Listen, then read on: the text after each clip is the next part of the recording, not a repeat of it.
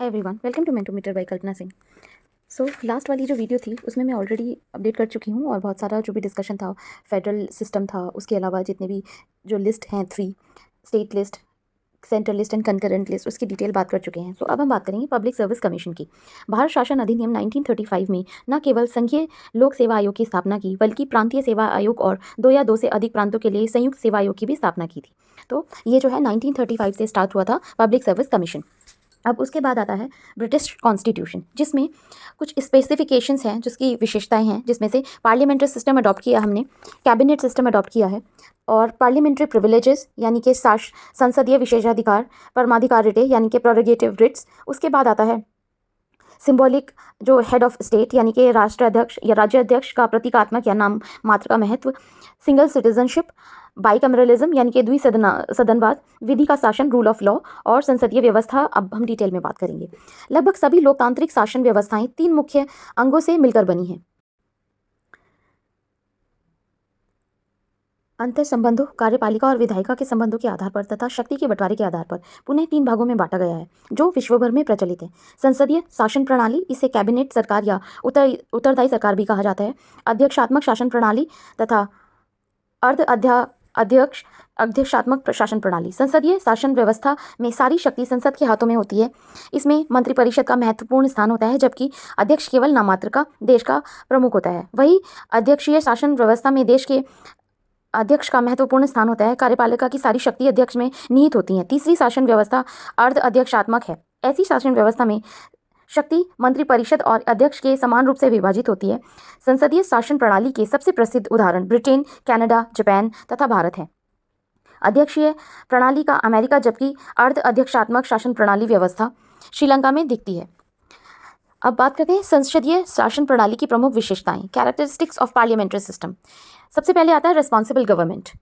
Responsible government की अगर detail में बात करें, रिस्पॉन्सिबल गवर्नमेंट, इसमें कार्यपालिका विधायिका में से ही बनती है, अर्थात कार्यपालिका विधायिका से स्वतंत्र नहीं होती। विधायिका में जिस दल को बहुमत मिलता है, कुल सीटों का आधे से अधिक उसी दल का एक प्रतिनिधि समूह मंत्रिपरिषद के रूप में कार्यपालिका बन जाता है।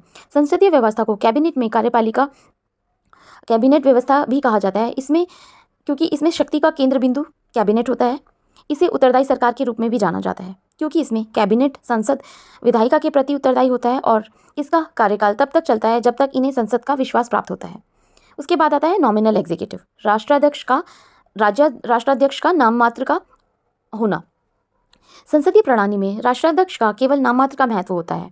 जैसे हमारे यहाँ पे प्रेसिडेंट की जो पावर होती हैं, जो सारी पावर होती हैं, वो प्राइम मिनिस्टर के हाथों में होती हैं, और जो राष्ट्रपति हैं हमारे, वो सिग्नेचर करते हैं किसी भी जो लॉ बनता है, और उनको कुछ स्पेशल पावर्स दी गई हैं। अदरवाइज जो इंडिया में प्राइम मिनिस्टर की जो पोस्ट होती है, रियल एग्जीक्यूटिव प्राइम मिनिस्टर होते हैं, और जो प्रेसिडेंट होते हैं, ही और शी इज नॉमिनल एग्जीक्यूटिव। संसदीय प्रणाली में राष्ट्राध्यक्ष का केवल नाममात्र का महत्व होता है। उसका शासन पर कोई वास्तविक प्रभाव नहीं होता। उसे मंत्रिपरिषद की सलाह के अनुसार कार्य करना होता है। उदाहरण के तौर पर ब्रिटेन के राजा तथा भारत के राष्ट्रपति का नाममात्र का ही महत्व है। बाईकैमरल लेजिस्लेचर यानी कि द्विसदनीय विधायिका, जिसमें कि 2 सदन होते हैं, उच्च सदन और निम्न सदन। संसदीय, जैसे आपने देखा होगा कि लोकसभा और राज्यसभा होता है, उसी तरीके से यहाँ पे निम्न सदन हिंदी में बोला जाता है और उच्च सदन बोला जाता है। संसदीय प्रणाली में विधायिका आमतौर पर 2 सदनों में विभाजित होती है: निम्न सदन लोकसभा, उच्च सदन राज्यसभा। मुख्यतः निम्न सदन के सदस्यों का निर्वाचन देश की जनता द्वारा प्रत्यक्ष चुनाव के माध्यम से होता है, जो लोगों का प्रत्यक्ष रूप से देश की संघीय व्यवस्था में प्रतिनिधित्व करते हैं, जबकि उच्च सदन के सदस्यों का निर्वाचन विभिन्न राज्यों को देश की संघीय विधायिका में प्रतिनिधित्व देने के लिए तथा कुछ हद तक अति विशिष्ट व गणमान्य लोगों को संसद में शामिल होने का मौका देना होता है। इनको जनता द्वारा अप्रत्यक्ष रूप से निर्वाचित किया जाता है। ये एक इंपॉर्टेंट पॉइंट है, तो ये आपको याद रखना है कि ये इनडायरेक्टली इलेक्ट किए जाते हैं। अब आती है अध्यक्षीय शासन प्रणाली की विशेषताएं, कैरेक्टरिस्टिक्स ऑफ प्रेसिडेंशियल सिस्टम, जो कि अमेरिका में है। शक्तियों के पृथक्करण तथा नियंत्रण का संतुलन का सिद्धांत भी कहा जाता है। इस प्रणाली का शक्तियों के पृथक्करण तथा नियंत्रण व संतुलन के सिद्धांतों पर आधारित होने के कारण कार्यपालिका विधायिका से पूर्णतः स्वतंत्र होती है, अर्थात इसमें कार्यपालिका के प्रमुख राष्ट्रपति का चयन विधानमंडल के सदस्य नहीं करते, अपितु जनता सीधे तौर पर करती है। जैसे ट्रंप जब प्रेसिडेंट बने थे अमेरिका में तो डायरेक्ट इलेक्शंस हुए थे। अब जो बिडेन बने हैं तो वो भी डायरेक्ट इलेक्शन के थ्रू जो है उनको जो चूज़ किया गया है जनता के द्वारा। इसी उद्देश्य से बनाए गए निर्वाचन मंडल द्वारा किया जाता है। दोनों ही स्थितियों में राष्ट्रपति जनता की पसंद से चुना जाता है। क्योंकि यहाँ पे जब हम सुनते हैं प्राइम मिनिस्टर जब इंडिया में चुना जाता है तो इलेक्शंस होते हैं, उसके बाद जो है फिर एक काउंसिल ऑफ मिनिस्टर से और जो भी बहुमत मिलता है जिनको वो चुने जाते हैं। अब आगे बात करते हैं वास्तविक राष्ट्राध्यक्ष की। इसमें यहाँ पर राष्ट्रपति सिर्फ नाम मात्र का राष्ट्राध्यक्ष नहीं होता बल्कि वास्तविक अध्यक्ष होता है। वह राज्य के सभी प्रमुख निर्णय स्वयं लेता है। यहाँ पर राष्ट्रपति सिर्फ नाम मात्र का राष्ट्राध्यक्ष नहीं होता बल्कि वास्तविक अध्यक्ष होता है। वह राज्य के सभी प्रमुख निर्णय स्वयं लेता है। वह किसी अन्य की सलाह के अनुसार कार्य करने को बाध्य नहीं होता। क्योंकि कार्यपालिका का अध्यक्ष राष्ट्रपति विधायिका का सदस्य नहीं होता, इसलिए विधानमंडल सामान्य परिस्थितियों में उसे हटा नहीं सकता। केवल विरलतम यानी कि एडवर्स सिचुएशन में ही विधानमंडल महाभियोग के माध्यम से राष्ट्रपति को हटा सकता है, किंतु यह प्रक्रिया मनमाने तौर पर नहीं की जा सकती। अब बात आती है कार्यपालिका द्वारा विधायिका के निचले सदन का विघटन नहीं किया जा सकता, क्योंकि अध्यक्षीय प्रणाली में विधायिका और कार्यपालिका पृथक होती हैं। तो ऐसे में राष्ट्रपति को संसदीय प्रणाली की भांति यह शक्ति नहीं प्रदान की गई है कि वो अपने विवेक के अनुसार विधायिका को भंग कर सके। राष्ट्रपति का यह बाध्यता नहीं होती है कि वो विधायिका में से ही अपने मंत्रियों का चयन करे। वह किसी भी ऐसे व्यक्ति को मंत्री बना सकता है जो उसकी नज़रों में वह विभाग या मंत्रालय संभालने के योग्य है। यानी कि कोई भी जो अपने चॉइस के अकॉर्डिंग ही, जैसे जो बिडेन अपनी एक पर्टिकुलर काउंसिल ऑफ मिनिस्टर बना सकते हैं, उसमें जो भी मंत्री वगैरह हैं तो वो अपनी चॉइस के ले सकते हैं। बट इंडिया के केस में ऐसा नहीं है। मंत्रिमंडल प्रणाली यानी कि भारतीय संविधान में कैबिनेट नामक शब्द मूल रूप से संविधान में नहीं था। इसे मोरारजी देसाई द्वारा 44th कॉन्स्टिट्यूशनल अमेंडमेंट एक्ट 1978 में संविधान में जोड़ा गया था, किंतु मंत्रिपरिषद शब्द मूल संविधान में था। अब आती है मिनिस्टर्स, मंत्रिपरिषद। केंद्र और सभी राज्यों के निचले सदन की कुल संख्या का 15% ही मंत्री बन सकते हैं। इन्हीं से मिलकर मंत्रिपरिषद का निर्माण होता है। और एक्सेप्शन के तौर पर दिल्ली में कुल सदस्य जितनी भी संख्या है 10% ही मंत्री बन सकते हैं। 15% का यह नियम 91st यानी कि 91वें कॉन्स्टिट्यूशनल अमेंडमेंट एक्ट 2003 में जोड़ा गया था। मंत्रिपरिषद इज इक्वल टू सरकार यानी कि गवर्नमेंट, और उसी में है लेजिस्लेचर यानी कि कार्यपालिका।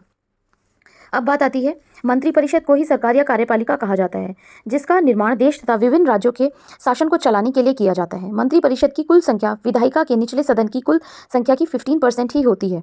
और 91st कॉन्स्टिट्यूशनल अमेंडमेंट एक्ट 2003 द्वारा इसको एक उदाहरण के माध्यम से समझाने का प्रयास करती है। तीनों राज्यों की विधायिका के निचले सदन की कुल संख्या के आधार पर हम मंत्रिपरिषद को समझने का प्रयास करेंगे। सबसे पहले अगर नेक्स्ट लाइन में देखते हैं, अब इसमें छोटी सी टेबल बनी हुई है जिसमें कि राज्य राजस्थान, जैसे एग्जाम्पल दिया है कि हरियाणा, राजस्थान और यूपी में जो जितने विधायिका लेजिस्लेचर में निचले जो भी लोकसभा में 200 सीट्स हैं, 90 है हरियाणा में और 403 है उत्तर प्रदेश में।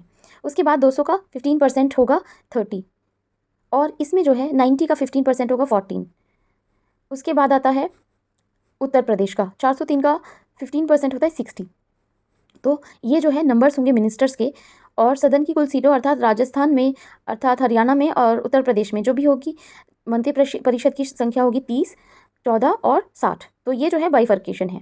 तो इसी का एक्सप्लेनेशन दिया गया है इसमें, तो इसको आप पॉज करके एक बार पढ़ सकते हो, बिकॉज ये इसी में ही है कि 15% जो है वो मंत्रिपरिषद होगा, और उसी का एक्सप्लेनेशन दिया गया है, जिसमें थोड़ा सा देख लेते हैं एक बार। मंत्रिपरिषद की संख्या 30 होगी, मंत्रिपरिषद की संख्या 14 होगी हरियाणा में और 60 होगी उत्तर प्रदेश में। उपरोक्त उदाहरण में आपने देखा है कि राज्य की विधायिका के निचले सदन में कुल 200 सीटें हैं, जिसका 15% अर्थात 30 सदस्यों को राजस्थान की मंत्रिपरिषद कार्यपालिका सरकार का गठन होगा।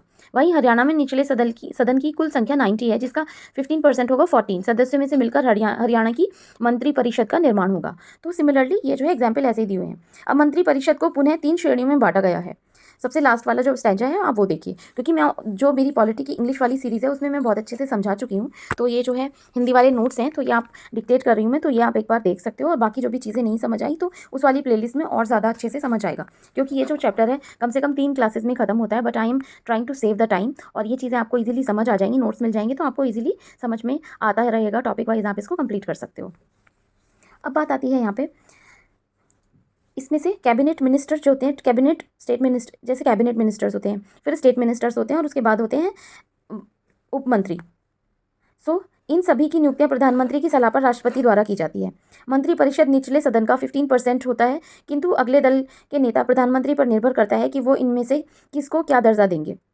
यह मंत्रिपरिषद सदस्यों में से ही किसी को कैबिनेट का सदस्य बना सकता है, तो किसी को राज्य मंत्री या उपमंत्री बना सकता है। तो ये जो होगा प्राइम मिनिस्टर की एडवाइस पे ही होगा। उसके बाद हम बात करते हैं कैबिनेट की। अब हम बात करेंगे डिटेल में जो तीनों टाइप के मिनिस्टर्स हैं उनकी।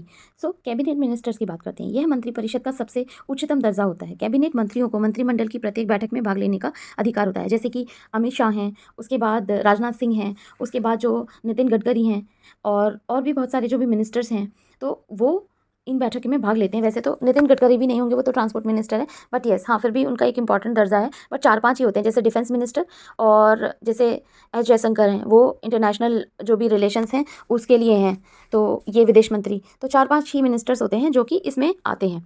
तो इसमें मेनली सभी कैबिनेट मंत्रियों को मंत्रालय दिए जाते हैं, जिसमें से प्रमुख होते हैं। कैबिनेट शब्द मूल संविधान में नहीं था। 44th कॉन्स्टिट्यूशनल अमेंडमेंट एक्ट 1978 में इसे जोड़ा गया था। ध्यातव्य है 1975 में इंदिरा गांधी द्वारा राष्ट्रीय आपातकाल यानी कि नेशनल इमरजेंसी लगा दी गई थी। उसके बाद से इसमें केवल उनके द्वारा ही बिना किसी मंत्री के विचार विमर्श के राज्य आपातकाल को देश पर आरोपित किया गया, अर्थात केवल एक व्यक्ति ने पूरे देश का भविष्य तय किया था। इसीलिए जब 1977 में मोरारजी देसाई की गवर्नमेंट आई थी, उस टाइम पे उन्होंने सोचा कि ऐसा नहीं होना चाहिए, क्योंकि ऐसे तो प्राइम मिनिस्टर जो है उसका फ़ायदा उठा सकता है, और उन्हीं की गवर्नमेंट में उन्होंने निश्चय किया कि कोई एक ऐसा व्यक्ति भारत का भविष्य तय नहीं कर सकता, और इसी कारण से कैबिनेट शब्द संविधान में जोड़ा गया, जिसका उद्देश्य था यदि भारत पर राष्ट्रीय आपातकाल घोषित करना हो तो पूरे कैबिनेट की लिखित मंजूरी से ही राष्ट्रपति राष्ट्रीय आपातकाल लगा सकता है, केवल प्रधानमंत्री की सलाह पर नहीं होगा। यही कारण था कि कैबिनेट शब्द को 1950 कैबिनेट शब्द को जो है आर्टिकल 352 में जो नेशनल इमरजेंसी में जोड़ा गया, और ये जो है पूरा जो 44th कॉन्स्टिट्यूशनल अमेंडमेंट एक्ट 1978 का था वो काफ़ी ज़्यादा इंपॉर्टेंट हो जाता है। अब आते हैं स्टेट मिनिस्टर्स यानी कि राज्य मंत्री। अब मंत्रिपरिषद की जो सेकंड सीरीज होती है, दूसरी श्रेणी होती है, इसमें क्या है, राज्य मंत्रियों या आप कह सकते हो कि दूसरी श्रेणी में राज्य मंत्री बोला जाता है। हालांकि ये कैबिनेट मंत्रियों से वेतन भत्तों और मामलों में कम महत्वपूर्ण नहीं होते, क्योंकि इसके वेतन और जितने भी अलाउंसेस वगैरह मिलते हैं इनको लगभग कैबिनेट मंत्री के समान ही होते हैं, पर व्यवहारिक तौर पर ये कैबिनेट मंत्रियों की तुलना में कम महत्वपूर्ण होते हैं। अब बात आती है राज्य मंत्री भी दो प्रकार के हैं यहाँ पे। स्वतंत्र प्रभार वाले राज्य मंत्री, जिसके पास स्वतंत्र प्रभार नहीं होता वो राज्य मंत्री। अब स्वतंत्र प्रभार वाले राज्य मंत्री वे होते हैं जिसमें किसी मंत्रालय के अंदर ही एक स्वतंत्र विभाग दिया जाता है। ठीक है, तो एक मंत्री बना दिया आपको स्वतंत्र प्रभार, आपको एक डिपार्टमेंट दे दिया और उसी में ही आप जो है अपना पूरा फंक्शनिंग कर रहे हो। और इसमें बोला जाए स्वतंत्र जो डिपार्टमेंट देता है और ये अपने विभाग के प्रमुख होते हैं। इन्हें मंत्रिमंडल की उन बैठकों में बुलाया जाता है जब इनके विभाग से संबंधित जो भी मुद्दे पर चर्चा करनी होती है, जबकि राज्य मंत्री जिनके पास स्वतंत्र प्रभार नहीं होता है वे किसी कैबिनेट मंत्री के अधीन कार्य करते हैं। यानी कि कोई कैबिनेट मंत्री है, उसके जो भी सब डिपार्टमेंट्स कुछ बना दिया और उनको बोला जाता है कि आप जो है आउटर बाहर बैठ के आप सपोर्ट करेंगे। उसके बाद आते हैं उपमंत्री। इसमें इनके पास ना तो कोई मंत्रालय होता है और ना ही कोई विभाग। प्राय एक राजनेता को प्रशिक्षण देने के लिए उपमंत्री बनाया जाता है। उपमंत्री या तो किसी कैबिनेट मंत्री या किसी राज्य मंत्री के अधीन कार्य करता है, और मंत्रिपरिषद की संख्या 91st कॉन्स्टिट्यूशनल अमेंडमेंट एक्ट 2003 में 15% जो करने का प्रमुख कारण इनके पहले विधानमंडल के सदस्यों और मंत्री के अंतर को समझना ज़रूरी है, क्योंकि फिर सभी बोलेंगे कि हमें भी मीटिंग अटेंड करनी है, और इम्पोर्टेंस हो नहीं हो सारी चीज़ें हर किसी मिनिस्टर को नहीं बताई जा सकती। तो इसीलिए बोला जाता है कि ये जो है cabinet ministers are very very important in legislature. अब एक और टर्म आपने कभी सुनी होगी, किचन कैबिनेट। तो ये जो टर्म है स्पेशली इंदिरा गांधी गवर्नमेंट में ही मेनली ईजाद की गई, या कह सकते हो कि उसी टाइम पे ज़्यादा चलन में था। हाल ही के कुछ वर्षों में राजनीति में एक नए शब्द में अपनी जगह बनाई है, और यह शब्द किचन कैबिनेट है। हालांकि इस शब्द का संविधान में कहीं कोई जिक्र नहीं है, किंतु आज की राजनीतिक परिदृश्य में इसका महत्वपूर्ण स्थान बन गया है। यह कैबिनेट मंत्रियों के समूह का एक छोटा उप समूह होता है जो प्रधानमंत्री के साथ मिलकर किसी भी मुद्दे पर त्वरित निर्णय लेता है। यानी कि जो भी रैंडम निर्णय होते हैं, जो कोई भी डिसीजन होता है और इंपॉर्टेंट डिसीजन है, जैसे नहीं बताया जाता, जैसे कि नोटबंदी वगैरह हुई थी, तो कुछ ही एक या दो ही मिनिस्टर्स को और सिर्फ प्राइम मिनिस्टर को पता था कि जो है डिमोनेटाइजेशन होने वाला है। तो अगर इसकी इंपॉर्टेंस की बात करें, कैबिनेट के बड़े आकार के कारण सभी मंत्रियों को एक साथ बुलाना या किसी महत्वपूर्ण मुद्दे पर चर्चा कर निर्णय करना काफ़ी ज़्यादा मुश्किल होता है। वहीं किसी मुद्दे को गोपनीय बनाए रखने के लिए ही मंत्रियों का एक छोटा समूह लाभदायक होता है, इसीलिए इसे कैबिनेट का नाम दिया जाता है और ये काफ़ी ज़्यादा पॉपुलर है। अब इसके कुछ लौकिनास भी हैं या फिर कुछ दोष हैं इसके। यह प्रणाली महत्वपूर्ण मामलों में जल्द निर्णय लेने में तो प्रासंगिक लगती है, किंतु एक लोकतांत्रिक देश में लंबे समय तक इस प्रणाली का होना लोकतंत्र को नुकसान पहुंचा सकता है, क्योंकि ये धीरे धीरे तानाशाही व्यवस्था की ओर बढ़ता है और जहां कुछ लोग ही शासन में महत्वपूर्ण प्रभाव रखते हैं और शासन का केंद्रीकरण हो जाता है। उसके बाद आती है संसदीय विशेषाधिकार, पार्लियामेंट्री जो प्रिविलेजेस हैं उसके बारे में हम डिटेल में बात करते हैं। अब इसमें जैसे सांसदों और विधायकों को यानी कि एमपीज एंड एमएलएस को आम नागरिक की अपेक्षा कई विशेष अधिकार प्रदान किए जाते हैं, ताकि वे अपने जितने भी कर्तव्य हैं उनको प्रभावी रूप से संपादन कर सकें, देश व राज्य के लिए उचित कानून व्यवस्था का निर्माण कर सकें। इनको हम एक उदाहरण के माध्यम से समझ सकते हैं। भारत में विधि कानून निर्माण की प्रक्रिया कुछ ऐसी है कि कोई भी विधेयक बिल पहले किसी एक सदन यानी कि लोकसभा या राज्यसभा में प्रस्तुत किया जाता है और उसके बाद जो है आगे पारित होता है। तो यहाँ से पारित होने के पश्चात दूसरे सदन में और वहाँ से पास होने के पश्चात अंत में राष्ट्रपति उस पर अपना हस्ताक्षर करते हैं, तब जाकर वो विधेयक या बिल बनता है या एक्ट, कानून या अधिनियम, अमेंडमेंट बनता है। राष्ट्रपति के हस्ताक्षर से पहले तक वो विधेयक बिल ही रहता है और लोकसभा राज्यसभा इनको सिग्नेचर करते हैं और उसके बाद राष्ट्रपति जब सिग्नेचर कर देते हैं तो एक्ट, कानून या अधिनियम बन जाता है। जैसे आपने सुना होगा सिटीजनशिप अमेंडमेंट बिल। इसका अर्थ है कि भारत में कानून बनाने के लिए लोकसभा और राज्यसभा का होना आवश्यक है, किंतु ये दोनों सदन पूरे वर्ष एक साथ नहीं बैठते, तो कुछ समय के लिए एक साथ आते हैं और इसी समय को सत्र कहा जाता है। संसद के 3 सत्र हैं, अर्थात लोकसभा और राज्यसभा एक वर्ष में 3 बार बैठते हैं। ये 3 सत्र हैं बजट सेशन यानी कि फरवरी से मार्च तक चलता है ये। दूसरा आता है मॉनसून सेशन, जुलाई से अगस्त चलता है और लास्ट होता है शीतकालीन जो सेशन होता है, विंटर सेशन, नवंबर और दिसंबर चलता है। इन सत्रों का कोई निश्चित समय नहीं होता, पर संभवतः ये इन्हीं महीनों में राष्ट्रपति द्वारा बुलाए जाते हैं। अब तक यह स्पष्ट होगा कि भारत में कानून इन 3 सत्रों में ही बनते हैं, क्योंकि लोकसभा और राज्यसभा इन्हीं 3 सत्रों में से आकर साथ में बैठती है और जो भी कानून होते हैं वो बनाती है, जो भी सुनवाई होती है उसमें बिल पे, और फिर वो एक्ट बन जाते हैं सबके कंसेंट की वजह से या एसेंट की वजह से। अभी ऊपर आपने देखा कि संसदों को आम नागरिकों की अपेक्षा कुछ विशेष अधिकार प्राप्त हैं, जिसका एक उदाहरण यह है कि किसी भी सांसद के खिलाफ किसी भी सत्र के शुरू होने के 40 दिन पहले से लेकर सत्र के दौरान तथा सत्र की समाप्ति के 40 दिन बाद तक कोई भी सिविल कार्रवाई शुरू नहीं की जा सकती, परंतु आपराधिक मामलों में उन्हें हिरासत में लिया जा सकता है। संरक्षण उन्हें केवल सिविल मामलों में ही प्राप्त है। उसके बाद जो है नेक्स्ट आती है प्रेरोगेटिव रिट्स यानी कि परमाधिकार रिटें। राष्ट्राध्यक्ष का प्रतीकात्मक या नाममात्र का महत्व यानी कि प्रेसिडेंट इज नॉमिनल एग्जीक्यूटिव। संसदीय प्रणाली में राष्ट्राध्यक्ष का केवल नाममात्र का महत्व होता है, उसका शासन पर कोई वास्तविक प्रभाव नहीं होता। उदाहरण के तौर पर ब्रिटेन के राजा तथा भारत के राष्ट्रपति का नाम मात्र का ही महत्व है। अब आती है सिंगल सिटीजनशिप। इसमें मेनली इंडिया में भारत राज्य प्रत्येक नागरिक को केवल एक ही नागरिकता प्रदान करता है, जैसे कि इंग्लैंड में। भारत में केंद्र और सभी राज्यों के नागरिकों को एक ही नागरिकता प्रदान की गई है। ऐसा करने का मुख्य कारण था संविधान सभा द्वारा देश की एकता और अखंडता को सुनिश्चित किया जाना। वहीं अमेरिका में डुअल सिटीजनशिप है या दोहरी न्यायपालिका की भी भांति दोहरी, जैसे वहाँ पे डबल जुडिशरी है, वहाँ पे डबल सिटीजनशिप भी है। इसमें मेनली जो नागरिकता का प्रावधान है, अर्थात अमेरिका में केंद्र और प्रत्येक राज्य की अपनी अलग अलग नागरिकता है। उसके बाद आता है बाइकैमरलिज्म यानी कि द्विसदनवाद। द्विसदनवाद का अर्थ होता है 2 सदनों का होना। इस अवधारणा को भी इंग्लैंड से ही लिया गया है, जिस कारण इंग्लैंड में 2 सदन हैं, House of Commons, House of Lords. उसी प्रकार भारत में भी संघीय स्तर 2 सदनों को बनाया गया है, जिसमें जैसे आपने देखा होगा लोकसभा और राज्यसभा। तो लोकसभा हाउस ऑफ कॉमन्स की भांति तथा राज्यसभा हाउस ऑफ लॉर्ड्स की भांति, जबकि राज्य के स्तर पर 2 सदन विधानसभा तथा विधान परिषद हैं। अब इसमें हालांकि सभी राज्यों में दोनों सदनों का सृजन नहीं किया जाता है। फिलहाल 6 राज्यों में 2 सदन हैं। ये हैं जैसे यूपी, बिहार, महाराष्ट्र, आंध्र प्रदेश, तेलंगाना, कर्नाटका। संघीय स्तर पर कानून 98 सब्जेक्ट्स पर जो लॉज होते हैं वो बनाने की जिम्मेदारी संसद की है। लोकसभा राज्यसभा राष्ट्रपति के द्वारा जो सिग्नेचर किए जाते हैं और वो एक्ट बन जाता है, कानून बन जाता है। जबकि राज्य स्तर पर कानून या जो लॉज हैं 59 सब्जेक्ट्स पर स्टेट लेवल पे बनते हैं और उनकी जिम्मेदारी विधानमंडल की होती है, जो 6 राज्यों में तो द्विसदनीय है, जबकि बचे हुए सभी राज्यों में एक सदनीय विधानमंडल है। विधानसभा, विधान परिषद, विधानसभा जो है राज्यपाल से एसेंट लेते हैं और उसके बाद जो है कानून बन जाता है द्विसदनीय विधानमंडल में। उसके बाद आता है विधानसभा, राज्यपाल से जो है एसेंट लेते हैं और उसके बाद कानून बन जाता है एक सदनीय विधानमंडल में। अब आता है rule of law. Law is supreme, ये तो आप सब जानते ही होंगे। सो कानून के समक्ष सब लोगों की समानता ही विधि के शासन का प्रमुख सिद्धांत है। भारत में इसे उसी प्रकार स्वीकार किया गया है जैसे कि यह अंग्रेजी अमेरिकी विधान में ग्रहण किया गया है। भारतीय संविधान में घोषित किया गया है कि प्रत्येक नागरिक के लिए एक ही कानून होगा जो सभी पर समान रूप से लागू होता है। जन्म, जाति इत्यादि कारणों से किसी को विशेषाधिकार प्राप्त नहीं होगा। आर्टिकल 14 किसी राज्य में किसी वर्ग को विशेषाधिकार प्राप्त है तथा अन्य लोग इसे वंचित हैं तो वह विधि का शासन नहीं कहा जाता।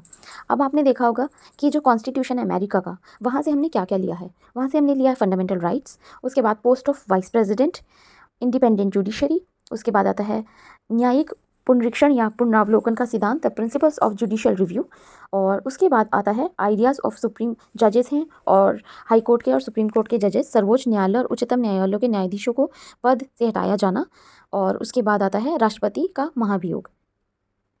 तो ये जो है, उसके बाद प्रियम्बल है, तो प्रियम्बल की भी काफ़ी सारी जो भी स्पेसिफिकेशंस हैं उसके बारे में बात करेंगे। तो ये जो है कुछ चीज़ें हैं जो कि हमने अमेरिकन कॉन्स्टिट्यूशन से ली है। अब प्रियम्बल के बारे में डिटेल में बात करते हैं।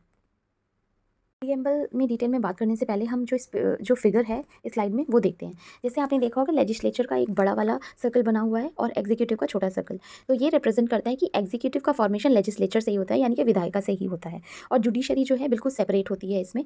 और इसमें जो है पार्लियामेंट और जो प्रेसिडेंशियल सिस्टम, ये तो पार्लियामेंट्री सिस्टम था फर्स्ट वाला। सेकेंड रिप्रेजेंटेशन है प्रेसिडेंशियल सिस्टम का, जिसमें कि पार्लियामेंट्री जिस लेजिस्लेचर है वो अलग है, एग्जीक्यूटिव अलग है और जुडिशरी अलग है। अब जैसे आपने सुना होगा 99th कॉन्स्टिट्यूशनल अमेंडमेंट एक्ट 2015 में NJC national judicial appointment commission बना था। उसमें क्या हुआ था कि जो कोलिजियम सिस्टम में चीफ जस्टिस ऑफ इंडिया होंगे और 4 और मेंबर्स होंगे, जो कि लॉ मिनिस्टर हो सकता है गवर्नमेंट का, तो ये चीज़ बोली गई। और चीफ जस्टिस ऑफ इंडिया होंगे, चीफ सुप्रीम कोर्ट के हैज़ जो भी, क्योंकि अगर आपने देखा होगा कि जुडिशरी अगर इंडिपेंडेंट है और ये इन्फ्लुएंस आ जाता है कि लॉ मिनिस्टर या फिर गवर्नमेंट का कोई भी बंदा अगर उस कोलिजियम में है तो वो जो डिसीजंस होंगे तो वो इन्फ्लुएंस भी हो सकते हैं। इसकी वजह से ये जो है जो भी सुप्रीम कोर्ट ने इसको नल एंड वॉइड कर दिया, और उसके बाद जो है 99th कॉन्स्टिट्यूशनल अमेंडमेंट एक्ट जो है रिपील कर दिया गया था। उसके बाद जो इस स्लाइड में रिप्रेजेंटेशन है वो दी गई है, 15% वाला जो लॉ था वो दिया गया है। तो ये चीज़ आपको इजीली समझ में आ सकती है, वो मैं ऑलरेडी एक्सप्लेन कर चुकी हूँ इस वाली फिगर में, कि जैसे राजस्थान में जो टोटल नंबर ऑफ सीट्स हैं उसका 15%, उसी तरह हरियाणा में और उसी तरह यूपी में। उसके बाद जो है डायरेक्टली जो गवर्नर को जो जाएगा कि एक्ट कैसे बनता है, तो वो रिप्रेजेंटेशन था। अब यहाँ पे जो है इमरजेंसी प्रोविजन के बारे में कुछ बात करी गई है, और उसके बाद स्पेसिफिकेशन दिए गए हैं एनएफ एक्सपीरियंस ऑन, क्योंकि अब यहाँ पे पार्लियामेंट्री सिस्टम क्यों लिया गया है, क्योंकि ये चीज़ आपने देखा होगा कि पार्लियामेंट्री सिस्टम ये पहले से भी चल रहा था, तो एक्सपीरियंस था दूसरी चीज़ों की, लिंग्विस्टिक तरीके से, कल्चरल, और ये जितने भी इतना डाइवर्सिटी है उसकी वजह से भी। And committee was not in favour of government, they want government should be limited and should be responsible for the people, तो लोगों के वेलफेयर के लिए ही काम करना चाहिए गवर्नमेंट को, उसकी वजह से भी ये जो है डिसीजन लिया गया था। अब यहाँ पे सबसे नीचे जो दिया गया है 3 तरह के सेशन हैं, और इसमें जो है जनवरी, जून और अक्टूबर ये रेसेस पीरियड होता है, यानी कि अवकाश काल होता है एमपी एमएलएज के लिए, और बजट सेशन होता है फरवरी से मई तक के लिए, लार्जेस्ट सेशन होता है ये। उसके बाद आता है जून में छुट्टी होती है, उसके बाद जुलाई, अगस्त और सितंबर मानसून सेशन होता है, और विंटर सेशन होता है नवंबर और दिसंबर में। तो 40 दिन के ये चीज़ बताई थी कि 40 दिन से पहले और सेशन स्टार्ट होने के 40 दिन के बाद तक जो पार्लियामेंट्री मेंबर्स होते हैं उन दोनों पर जो है कोई भी मुकदमा वगैरह नहीं चलाया जा सकता आपराधिक मामलों को छोड़कर। तो ये जो है संरक्षण प्राप्त होता है एमपी और एमएलएज को। अब उसके बाद जो है आती है यूएसए में डुअल सिटीजनशिप प्रोवाइड की जाती है। तो ये जो है इसका समरी सिनॉप्सिस था इस वाली स्लाइड का, आई थिंक आपको समझ में आ गई होगी। अब हम बात करते हैं पहले हम बात करते हैं फंडामेंटल राइट्स की इन डिटेल। सो मूल अधिकार उन आवश्यक स्थितियों का निर्माण करते हैं जो व्यक्ति के पूर्ण मानसिक, भौतिक तथा नैतिक विकास के लिए आवश्यक होते हैं। मूल अधिकार देश के संविधान में लिखित होते हैं तथा संविधान के द्वारा ही संरक्षित भी होते हैं। अब इसमें बात आती है उपराष्ट्रपति का जो पद है वो हमने लिया था अमेरिकन कॉन्स्टिट्यूशन से फ्रीडम ऑफ जुडिशरी। जैसे ही यहाँ पहले देख चुके हैं, शासन के 3 अंग होते हैं, विधायिका, कार्यपालिका, न्यायपालिका, और इन्हीं अंगों के सर्व संबंधों के आधार पर विभिन्न शासन प्रणालियों का निर्माण होता है। जैसे संसदीय शासन प्रणाली, जहाँ विधायिका में से ही कार्यपालिका का निर्माण होता है, जबकि अमेरिका जैसी अध्यक्षात्मक शासन प्रणाली में विधायिका और कार्यपालिका पूर्णतः स्वतंत्र होते हैं। इसी के कारण किसी देश की शासन व्यवस्था को समझने के लिए यह भी जानना जरूरी है कि शासन के तीसरे अंग अर्थात न्यायपालिका का उन दोनों अंगों विधायिका और कार्यपालिका के से कैसा संबंध है। यह संबंध 3 प्रकार का होता है। कहीं कहीं ये तीनों अंग एक दूसरे से जुड़े होते हैं, जैसे कि राजतंत्र में, जहाँ राजा ही विधायिका, कार्यपालिका और न्यायपालिका का प्रमुख होता है, तथा लगभग यही व्यवस्था तानाशाही में भी दिखती है। उसके बाद और आता है जैसे कि कुछ देशों में विधायिका और कार्यपालिका को आपस में जुड़े होते हैं, जबकि न्यायपालिका इनसे स्वतंत्र होती है। संसदीय शासन प्रणाली में यही व्यवस्था देखने को मिलती है, जहाँ विधायिका में से ही कार्यपालिका का निर्माण होता है, जबकि न्यायपालिका स्वतंत्र होती है। यही व्यवस्था भारत में भी अपनाई जाती है। कुछ शासन व्यवस्थाएं ऐसी हैं जहाँ ये तीनों अंग एक दूसरे से स्वतंत्र होते हैं, जैसे कि अमेरिका यानी कि यूएसए। अमेरिका ने इसी शासन व्यवस्था को अपनाया और जहाँ तीनों अंग एक दूसरे से पृथक हैं, इससे शक्तियों में पृथक्करण का सिद्धांत कहा जाता है, यानी कि डिवीजन ऑफ पावर। ऐसे में तीनों अंग एक दूसरे की शक्तियों को नियंत्रित व मर्यादित करते हैं और इसी सिद्धांत को नियंत्रण व संतुलन, चेक्स एंड बैलेंसेस का प्रिंसिपल भी कहा जाता है। यहाँ तक भारतीय राज्य व्यवस्था का प्रश्न है, तो भारतीय शासन व्यवस्था में चूंकि संसदीय शासन प्रणाली को अपनाया गया है, इसलिए यहाँ पर विधायिका में से ही कार्यपालिका का निर्माण होता है। तो ऐसे में संसद द्वारा अपनी शक्तियों को असीमित किया जाना एक संभावित लक्षण हो सकता है। तथा जैसे ही इंग्लैंड की संसद में शक्तियाँ असीमित हैं, इसलिए भारतीय संविधान निर्माताओं ने शरीर के 3 अंग, शासन के 3 अंग अर्थात न्यायपालिका को विधायिका और कार्यपालिका से स्वतंत्र रखा, यानी कि फेडरल जो सिस्टम है, शासन प्रणाली, फेडरल गवर्नमेंट सिस्टम की रक्षा करने हेतु तथा संविधान द्वारा नागरिकों को प्रदान किए गए मूल अधिकारों की रक्षा हेतु ही न्यायपालिका की स्वतंत्रता महत्वपूर्ण हो जाती है। अब बात आती है इसमें, इसी कारण हमारे संविधान में न्यायपालिका की स्वतंत्रता के लिए कई प्रावधान किए गए हैं, जैसे कि सुप्रीम कोर्ट यानी कि सर्वोच्च न्यायालय तथा हाईकोर्ट, उच्च न्यायालय के न्यायाधीशों की नियुक्ति करने तथा उन्हें पद से हटाने के लिए राष्ट्रपति पूर्ण रूप से स्वतंत्र नहीं है। ऐसा वो तभी कर सकता है जब संसद से दोनों सदनों के उपस्थित और मतदान करने वालों का 2/3 यानी कि 2/3 बहुमत ऐसे प्रस्ताव को पास करे। वही न्यायाधीशों की नियुक्ति के पश्चात उनकी सेवा शर्तों में कोई भी अलाभकारी परिवर्तन नहीं किया जा सकता। स्वतंत्रता को सुनिश्चित करने हेतु ही उनके कार्यकाल को निश्चित किया गया है। सर्वोच्च न्यायालय के न्यायाधीशों का कार्यकाल 65 वर्ष तक, जबकि उच्च न्यायालय के न्यायाधीशों का कार्यकाल 62 वर्ष तक होता है। संसद किसी भी न्यायाधीश के आचरण तथा उसके किसी निर्णय से संबंधित कोई वाद विवाद नहीं कर सकती। इस प्रकार न्यायपालिका को कार्यपालिका तथा विधायिका से स्वतंत्र रखा गया है, ताकि वो निष्पक्ष न्याय प्रदान कर सके। अब नेक्स्ट आता है judicial review, which is very very important. So न्यायपालिका की स्वतंत्रता को सुनिश्चित करने के लिए ही न्यायिक पुनरावलोकन यानी कि जुडिशियल रिव्यू या न्यायिक समीक्षा का सिद्धांत अमेरिका से ग्रहण किया गया। इसका अर्थ है न्यायपालिका विधायिका या कार्यपालिका द्वारा किए गए किसी भी कार्य की समीक्षा कर सकता है, और यदि वो संविधान सम्मत नहीं हुआ तो, यानी कि वो अपने कॉन्स्टिट्यूशन के तरीके से नहीं है, तो फिर उसको रिपील कर दिया जाए, यानी कि रिजेक्ट कर दिया जाता है। सम्मत नहीं हुआ तो उसे शून्य घोषित कर दिया जाता है। अमेरिका और भारत के सर्वोच्च न्यायालय को यह शक्ति न्यायिक समीक्षा प्रदान है, इसीलिए ये अत्यंत ताकतवर है। जिन देशों में लिखित संविधान होता है, वहाँ संविधान का निर्वाचन करने का अधिकार भी न्यायपालिका के पास होता है, जिससे उनकी शक्ति और बढ़ जाती है। सर्वोच्च न्यायालय और उच्च न्यायालयों के न्यायाधीशों को पद से हटाया जाना और राष्ट्रपति पर महाभियोग ये लगा के उनको हटाया जा सकता है। अब नेक्स्ट आता है डिटेल में प्रियम्बल के बारे में पढ़ते हैं हम। प्रियम्बल, जिस प्रकार किसी पुस्तक के आरंभ से ही दी गई भूमिका को पढ़कर हमें यह पता चलता है कि उस पुस्तक को पढ़ने से हमें क्या जानकारी प्राप्त होगी, ठीक वैसे ही स्थिति संविधान में प्रस्तावना की है। प्रस्तावना से संबंध में संविधान में कहाँ और कही गई मूल बातों के संक्षेप में प्रस्तुत किया जाता है। प्रस्तावना किसी संविधान अथवा अधिनियम का एक प्रारंभिक कथन है, जिसमें उसके निर्माण के कारणों का उल्लेख किया जाता है तथा उन उद्देश्यों को होते हैं तथा संविधान के द्वारा ही संरक्षित भी होते हैं। ये विधि के शासन की स्थापना को महत्वपूर्ण योगदान देते हैं। अब आता है एक आकांक्षाओं का संक्षिप्त वर्णन किया जाता है जिन्हें वह प्राप्त करना चाहता है। उसमें संविधान के सोर्सेज बताए जाते हैं तथा उन तिथि का उल्लेख किया जाता है जब संविधान को अंगीकृत यानी कि एडॉप्ट किया गया था, अधिनियम तथा आत्मार्पित किया गया था, यानी कि जब वो इन्फोर्सेबल किया गया था, जब हमने प्रॉपर्ली अपनाया था। अब आती है ड्यू प्रोसेस ऑफ लॉ, यथोचित विधि प्रक्रिया की उचित प्रक्रिया, विधि की सम्यक प्रक्रिया। विधि की उचित प्रक्रिया या ड्यू प्रोसेस ऑफ लॉ के तहत न्यायपालिका द्वारा यह तो देखा ही जाता है कि संसद द्वारा बनाए गए कानूनों की प्रक्रिया ठीक है या नहीं। साथ ही यह भी देखा जाता है कि उस कानून की मंशा कैसी है। यदि कानून की मंशा गलत है, जैसे कोई कानून नागरिकों के मूल अधिकार का या प्रकृति का उसके बाद आता है अधिकार के विरुद्ध है, तो न्यायालय ऐसे कानूनों को निरस्त कर देता है। उसके बाद जैसे आपने एग्जाम्पल देखा होगा, यदि किसी संसद द्वारा ऐसा कानून बनाया जाता है जो व्यक्ति के फंडामेंटल राइट्स मूल अधिकारों का उल्लंघन करता है, तो न्यायालय पहले यह देखेगा कि कानून प्रक्रिया के तहत है या नहीं। इसके बाद यह देखेगा कि कानून की मंशा उचित है या नहीं। उसके बाद जो है कानून को मान्यता दी जाती है। अब हमने जापान से क्या क्या जो है अडॉप्ट किया है स्पेसिफिकेशंस। विधि द्वारा स्थापित प्रक्रिया, प्रोसेस एस्टैब्लिश्ड बाय लॉ। विधि द्वारा स्थापित प्रक्रिया, इसमें मेनली विधि द्वारा स्थापित प्रक्रिया वह प्रक्रिया है जिसमें यदि संसद प्रक्रिया के तहत कोई कानून बनाए, फिर वह कानून भले ही उचित हो या ना हो, मान्य होगा। ऐसे में न्यायपालिका संसद द्वारा बनाए गए कानूनों की केवल प्रक्रिया ही देख सकती है।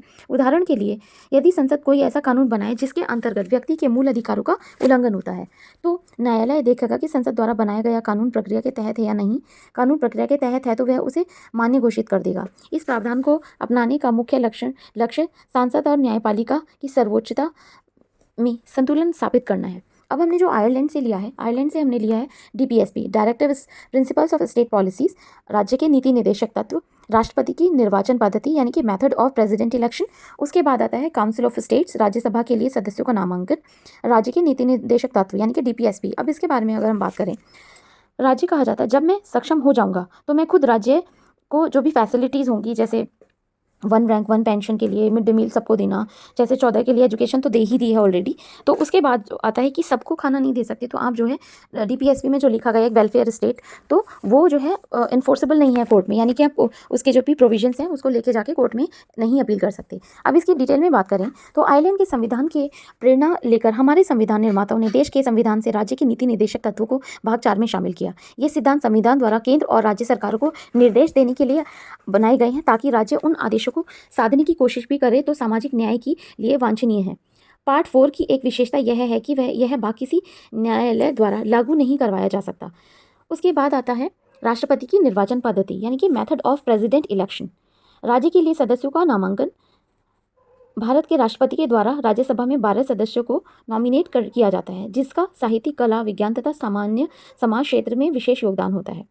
अब आती है nominations of members of the council of states. Australia के संविधान से जो हमने लिया है कंकरेंट लिस्ट ली है, उसके बाद जॉइंट सिटिंग यानी कि संसद के दोनों सदनों की संयुक्त बैठक, जॉइंट सिटिंग ली है। उसके बाद है व्यापार, वाणिज्य और समागम की स्वतंत्र यानी ट्रेड एंड कॉमर्स, जितने भी freedom of trade and commerce है अदर कंट्रीज से भी, तो वो ली गई है। अब हम कंकरेंट लिस्ट की बात करते हैं डिटेल में।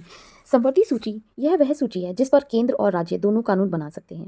डॉक्टर BR अम्बेडकर ने 4 नवंबर 1948 को संविधान सभा में कहा था कि भारतीय संविधान में संपत्ति सूची ऑस्ट्रेलिया के संविधान से प्रेरित होकर शामिल की गई है। संसद के दोनों सदनों की संयुक्त बैठक यानी कि जॉइंट सिटिंग। अब जॉइंट सिटिंग के बारे में बात करें तो संयुक्त बैठक के सिद्धांतों को समझने से पहले यह समझना आवश्यक है कि जब भी कोई विधेयक यानी कि बिल किसी एक सदन से पारित होकर दूसरे सदन में जाता है तो दूसरे सदन के पास उस विधेयक को लेकर क्या क्या विकल्प हो सकते हैं। जैसे कुछ जो है इंपॉर्टेंट पॉइंट्स दिए गए हैं उसके लिए, दूसरे सदन के पास जितने भी ऑप्शन है उसमें दूसरा सदन उस विधेयक को या तो पास कर सकता है, ठीक है। दूसरा सदन उस विधेयक को रिजेक्ट कर सकता है यानी कि एक्सेप्ट ही नहीं करेगा, अस्वीकृत कर देगा। दूसरा सदन उस विधेयक में संशोधन कर देगा यानी कि कुछ भी जो भी सजेशंस होंगे, अमेंडमेंट जो भी कुछ चेंजेस होंगे, और उसके बाद जो भी संशोधन कर देगा। पर यदि दूसरे सदन ने उस विधेयक में संशोधन किया है तो वह विधेयक पुनः पहले सदन जिसे मूल विधेयक पारित किया गया था के पास जाएगा स्वीकृति हेतु। अब पहले सदन के पास पुनः 2 विकल्प होंगे। पहला सदन दूसरे सदन द्वारा किए गए संशोधन सहित उस विधेयक को पारित कर देगा यानी कि पास कर देगा, और या फिर पहला सदन संशोधन विधेयक को अस्वीकृत कर देगा यानी कि रिजेक्ट कर देगा। तो ये जो है कुछ ऑप्शंस हैं।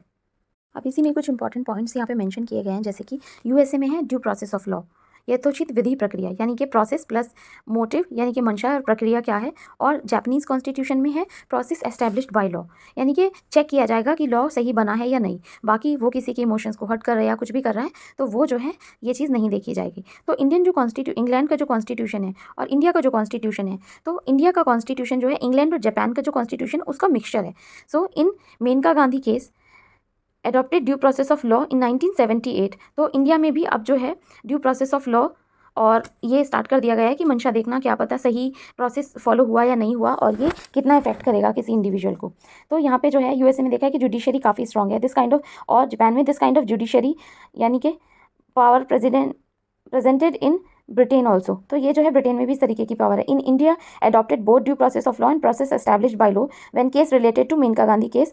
तो वहाँ पे जो है due process of law adopt किया गया था और वहाँ पे देखा गया था कि प्रॉपरली जो है ये प्रोसेस ठीक से फॉलो हुआ और ये जो है किसी को कितना इफेक्ट कर रहा है। तो उसके बाद आता है हमारा जो मैंने रिप्रेजेंटेशन था फेडरल और उसके बाद सेंट्रल, उसका क्या मतलब है, तो इसको डिटेल में बात करेंगे। उससे पहले जो है हम बात कर लेते हैं, और जो फोर्थ ऑप्शन होता है वो होता है दूसरे सदन के पास आखिरी विकल्प यह होता है कि वह पहले सदन द्वारा पास किए गए बिल पर ना तो हाँ कहे और ना ही ना कहे, अर्थात उस विधेयक को पहले अपने पास रखे और उसके बाद संविधान में कोई ऐसी समय सीमा नहीं बताई गई है जिसमें किसी सदन को रहकर जवाब देना अनिवार्य हो।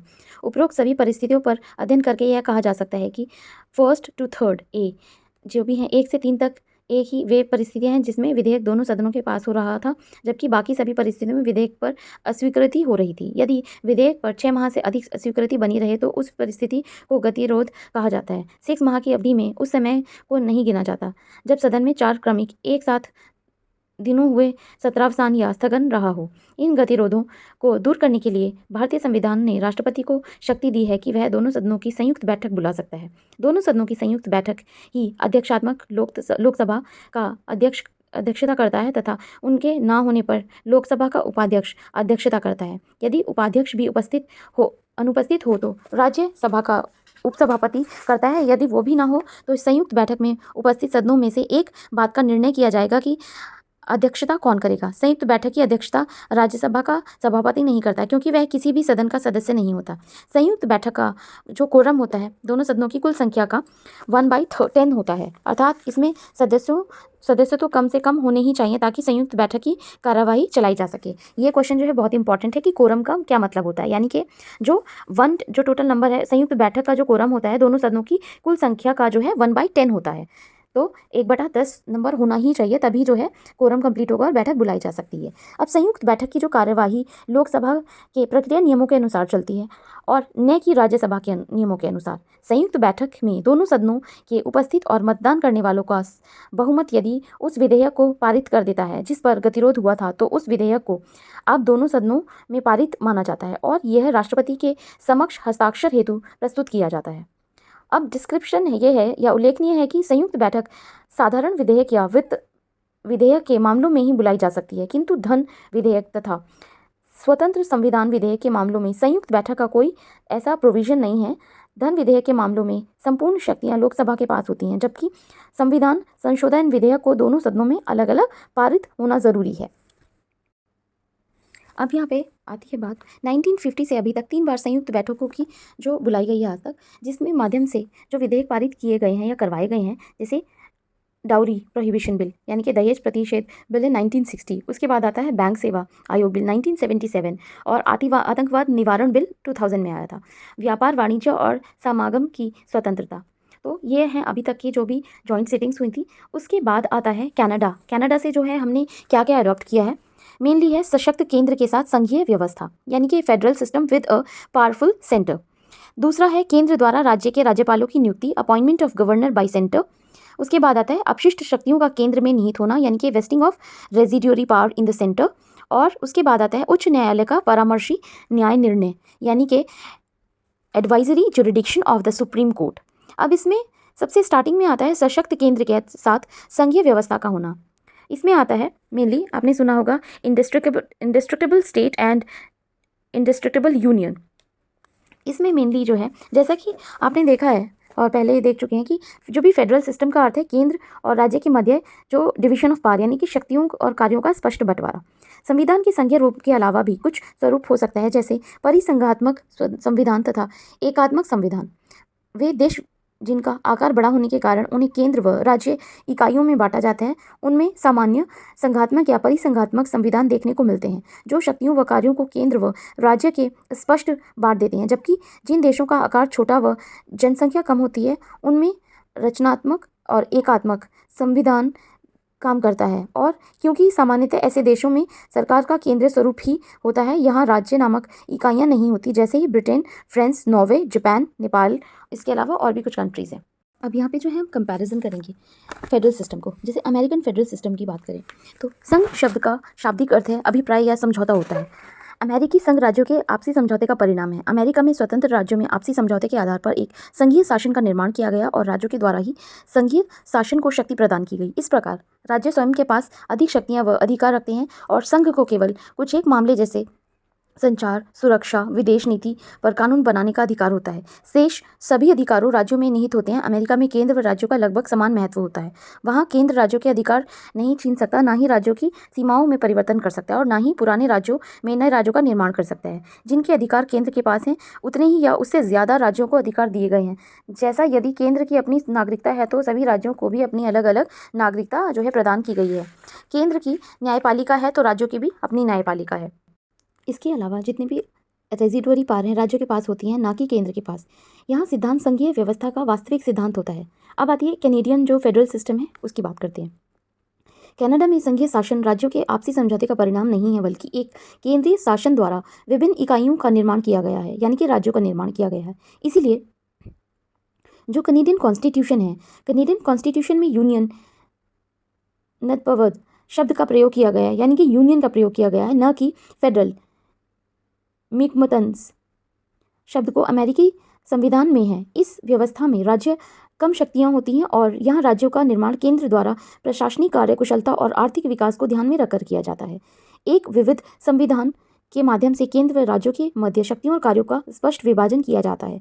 हालांकि ज़्यादा शक्तियां केंद्र के पास निहित ही होती हैं, यहाँ केंद्र राज्यों की समीक्षाओं में परिवर्तन भी कर सकता है और पुराने राज्यों में से एक राज्य का निर्माण भी कर सकता है। अब उसके बाद आती है संघात्मक व्यवस्था के जितने भी बेनिफिट्स हैं या कैरेक्टरिस्टिक्स भी बोल सकते हो आप। इसमें जो है संघीय व्यवस्था उन देशों में काफ़ी सफल है जिनका भौगोलिक आकार तथा जनसंख्या विशाल है तथा जिन देशों की जनसंख्या में सामाजिक और सांस्कृतिक विविधता अधिक होती है। ऐसे में समाज की जातीय, धार्मिक, क्षेत्रीय विविधता के आधार पर राजनीतिक प्रणाली का गठन करना आसान हो जाता है। संघात्मक व्यवस्था में से संविधान की सर्वोच्चता का सिद्धांत होता है, जिसमें संविधान की देश की सर्वोच्च विधि या कानून होता है। इसमें कोई भी व्यक्ति, समूह, समुदाय या संख्या संविधान से ऊपर नहीं होती, बल्कि उसकी शक्तियाँ और दायित्व संविधान के द्वारा निर्धारित की जाती है तथा शासन के सभी अंगों को इसके अधीन रहकर अपने कर्तव्यों तथा दायित्वों का पालन करना पड़ता है, जिससे किसी भी अंग के निरंकुश होने की संभावना समाप्त हो जाती है।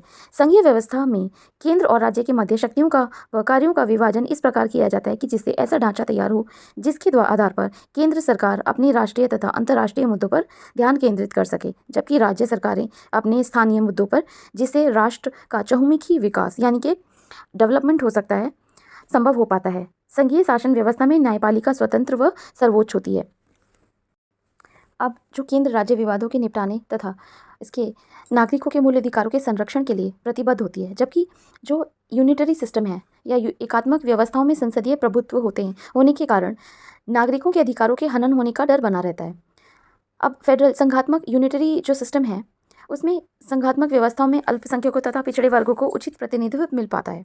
अब आती है ड्रॉबैक्स। देखें अगर तो फेडरल सिस्टम के दोहरी शासन व्यवस्था के कारण ज़्यादा खर्चा बढ़ जाता है। जैसे एग्जाम्पल अगर लेते हैं, आमतौर पर केंद्र तथा राज्य चुनावों में लगने वाला खर्च, केंद्र राज्य की विभिन्न परियोजनाओं तथा नीतियों को लागू करने में अलग अलग जो खर्चा होता है, केंद्र राज्यों के अलग अलग विधिकारी तंत्र का होने का जो खर्चा है वो एक्सपेंसेस जितने भी इलेक्शंस वगैरह में होंगे, पॉलिसी मेकिंग में होते हैं। केंद्र तथा राज्यों के अलग अलग दलों को सरकारों के होने पर केंद्र राज्य विवादों में वृद्धि होने लगती है, जिससे न्यायपालिका पर अनावश्यक दबाव पड़ जाता है, क्योंकि उसे अपना अधिकार, समय और इन विवादों के निपटने पर जो भी निपटारा होता है या निपटाने पर लगाना पड़ता है। साथ ही इसमें सरकारों का खर्चा भी बढ़ता है। कभी कभी केंद्र तथा राज्यों के स्तर पर अलग अलग दलों की सरकारों के होने पर राज्य तथा अपने नागरिकों के क्षेत्रीय प्रवृत्ति को बढ़ावा दिया जा सकता है, जिससे ऐसी भावनाओं का विकास हो जाता है जो कि देश की एकता और अखंडता के लिए खतरा पैदा कर देती है। साथ ही इससे राष्ट्र निर्माण की प्रक्रिया भी बाधित होती है। केंद्र सरकार कभी कभी उन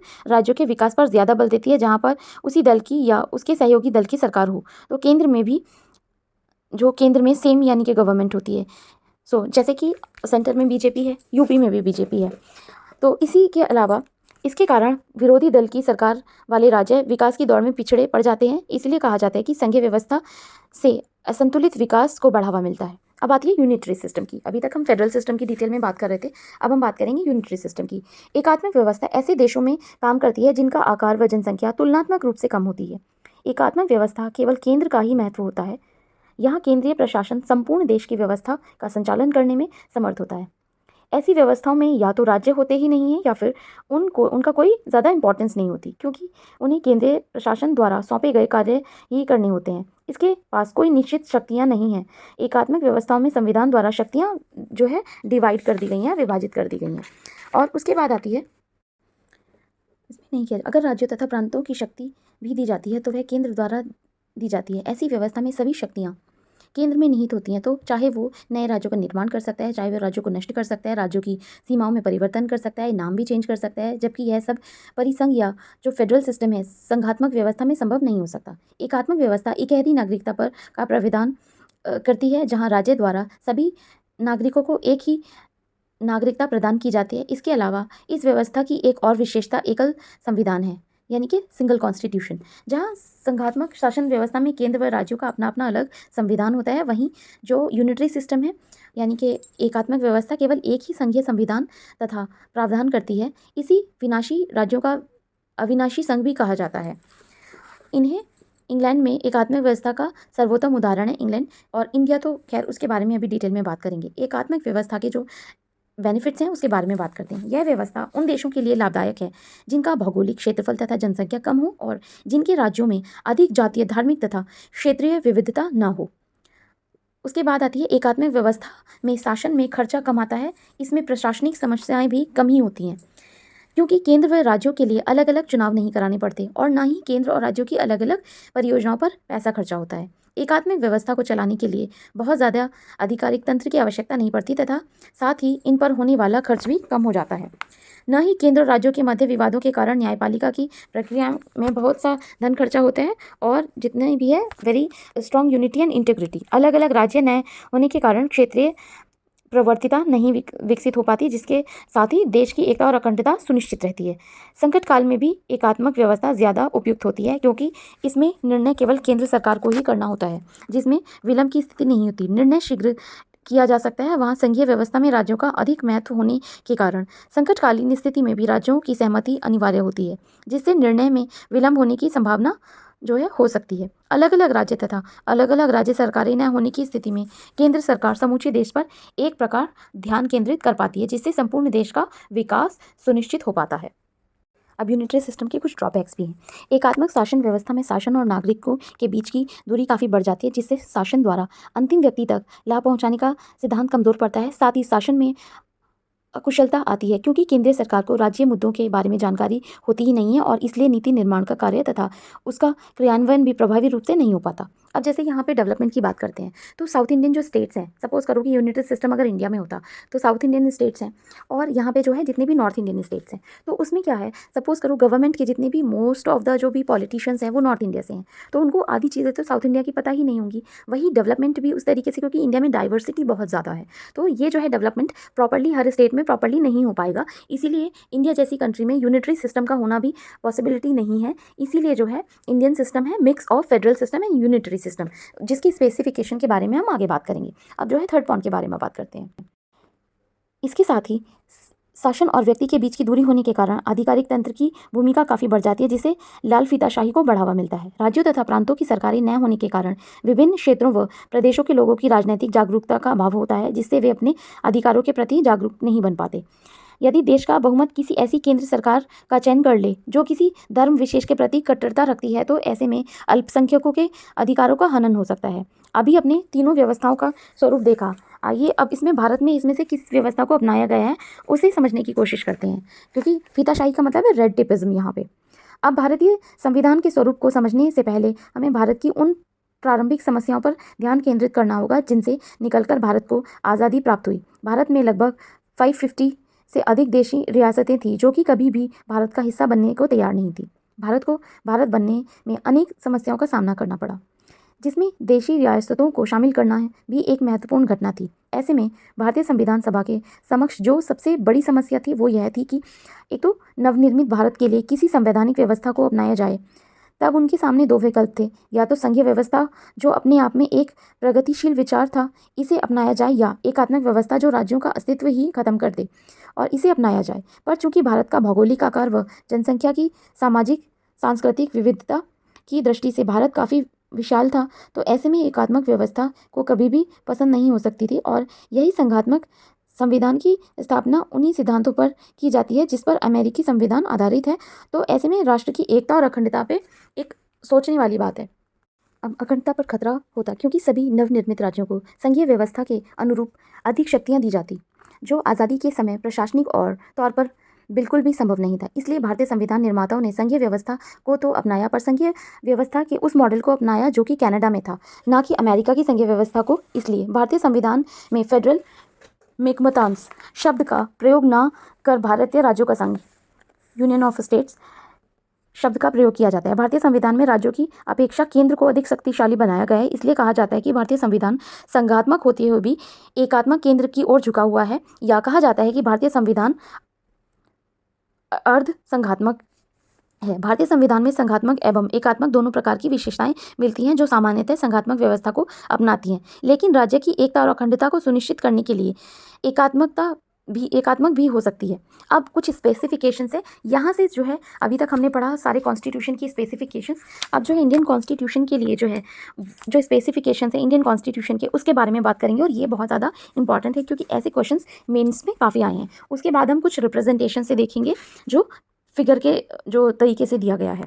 तो अगर आप ये जब लेक्चर देखोगे ना तो आपको ऐसा लगेगा स्टार्टिंग में थोड़ा डिक्टेशन टाइप का, लेकिन ये जो है आप नोट्स अपने आप से बना लेना क्योंकि काफ़ी मुश्किल हो जाता है पूरे नोट्स को डिक्टेट करना यहाँ पे, क्योंकि पता नहीं चलता कौन देख रहा है कौन नहीं देख रहा। बट इट इज़ ये कुछ लोगों ने जो कमेंट्स किया था, I am just doing for those people who are really willing to study by their own without any coaching, और उनके लिए एक जो है हेल्प हो सके। तो अब बात करते हैं कम टू द पॉइंट। भारतीय संविधान की संघात्मक विशेषताएं, शक्तियों व कार्यों का विभाजन यानी कि डिवीजन ऑफ पावर। भारतीय संविधान केंद्र व राज्यों के मध्य शक्तियों व कार्यों को स्पष्ट रूप से विभाजित करता है।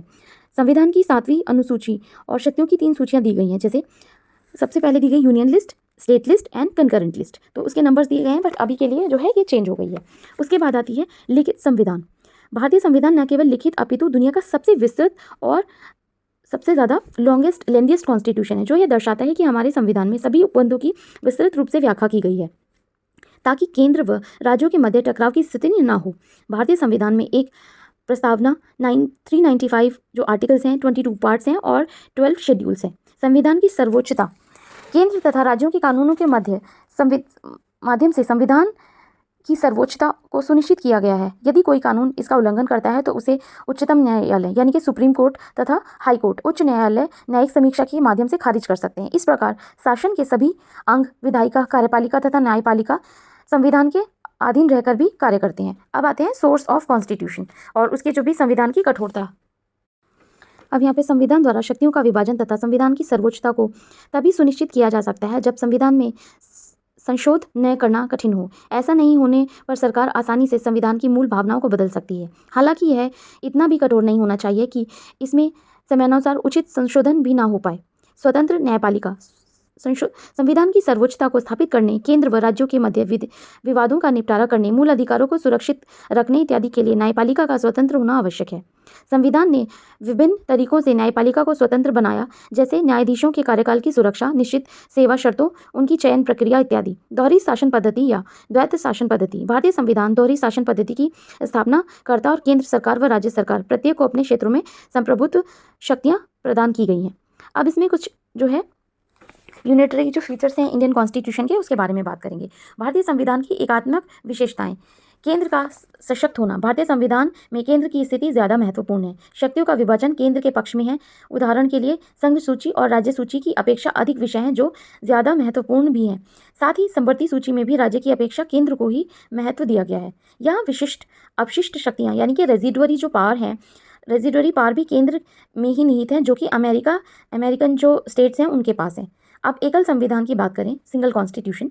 संघीय व्यवस्था में सामान्य राज्यों को अधिक का जो कार होता है कि वे केंद्र से पृथक अपना संविधान बना सकते हैं, किंतु भारत में ऐसा नहीं है। भारत का केवल एक ही कॉन्स्टिट्यूशन है जो संपूर्ण देश में लागू होता है। केंद्र व राज्यों को इसी संविधान का पालन करना पड़ता है। डुअल सिटीजनशिप नहीं है, यानी कि दोहरी नागरिकता नहीं है। संघीय व्यवस्था में केंद्र और राज्य दोनों की अपनी नागरिकता होती है। जैसे ही अमेरिका में ऐसी व्यवस्था में नागरिक अपने राज्य का नागरिक जो होता है, साथ ही वह केंद्र का भी नागरिक होता है। भारत में इस व्यवस्था को नहीं अपनाया गया। भारत में एक ही नागरिकता का प्रावधान है। दोहरी नागरिकता या न्यायपालिका नहीं है इंडिया में, और संघात्मक व्यवस्था में दोहरी न्यायपालिका का प्रावधान होता है। जैसे ही अमेरिकन जो यूनियन है, संघ के अपने न्याय होते हैं जो संघीय सूची में संबंधित होते हैं। मामलों को देखते हैं, जबकि राज्य के अपने न्यायालय होते हैं जो राज्य सूची से संबंधित मामलों को देखते हैं। भारत में कोई भी किसी भी सूची के मामलों में उल्लंघन के अधीनस्थ न्यायालय में ही जाना होता है, तथा सभी राज्यों के उच्च न्यायालय सीधे तौर पर सर्वोच्च न्यायालय के अधीन कार्य करते हैं। भारत में एकल न्यायपालिका कार्यरत, यानी कि सिंगल जुडिशरी है, और जितने भी केसेस होते हैं वो स्टेप बाय स्टेप जाते हैं, यानी कि पहले सेशन कोर्ट्स में जाएंगे या सबऑर्डिनेट कोर्ट्स में, उसके बाद जाते हैं हाई कोर्ट में, और उसके बाद जो है हाई कोर्ट एक सर्टिफिकेट प्रोवाइड कराता है, और उसके बाद ही सुप्रीम कोर्ट में कोई भी जो है केसेस जा सकते हैं।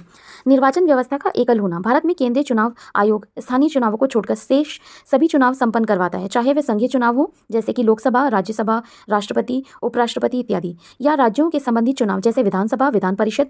जबकि अमेरिका में संघ व राज्यों के निर्वाचन के लिए अलग अलग निर्वाचन आयोग होते हैं। संसद को एक राज्यों को बनाने, पुराने राज्यों को नष्ट करने तथा राज्यों की सीमाओं में परिवर्तन करने का अधिकार है। संघीय संविधान में राज्यों के पास ज्यादा शक्तियां होती हैं। केंद्र ना तो उनकी सीमाओं में परिवर्तन कर सकता है और ना ही पुराने राज्यों को नष्ट कर सकता है।